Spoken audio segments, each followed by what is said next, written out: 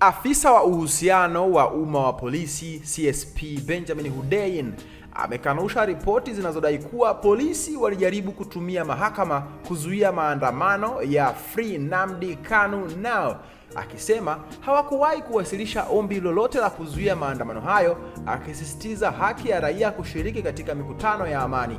Maandamano hayo yaliyopangwa kufanyika siku ya Oktoba 20 mwaka 2025 yameandaliwa na makundi ya wanaharakati wakiongozwa na Omoyele Sowore, yakilenga kushinikiza serikali kumwachilia huru kiongozi wa harakati za Biafra Nnamdi Kanu, ambaye amekuwa kizuizini tangu mwaka 2021 kwa tuhuma za uhaini na uchochezi.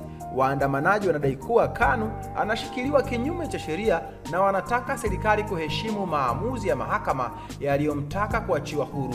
Mahakama Kuu ya Shirikisho huko Abuja ilipinga na kuzuia jitihada za polisi za kukwamisha maandamano hayo, ikiruhusu yafanyike kama ilivyopangwa, uamuzi uliopokelewa na waandamanaji kama ushindi wa uhuru wa kiraia.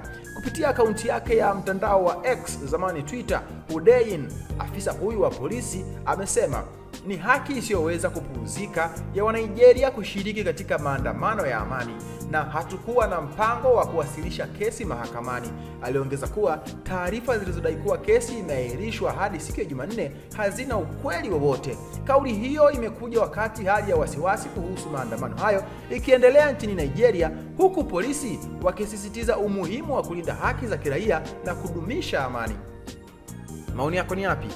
Nenda kwenye comment, maoni yako itakuwa swadakta sana. Polisi nchini Nigeria waruhusu raia kuandamana kwa amani. Hii ni VOT Media. Wakati wote sisi tumechangamka. Hamasa ni kuendelea kusubscribe katika YouTube channel ya kwetu. Subscribe, like, comment, share kwa ndugu jamaa na marafiki, ili siku zote wasiweze kupitwa na taarifa zote muhimu ambazo zinakuwa zinatoka kwetu.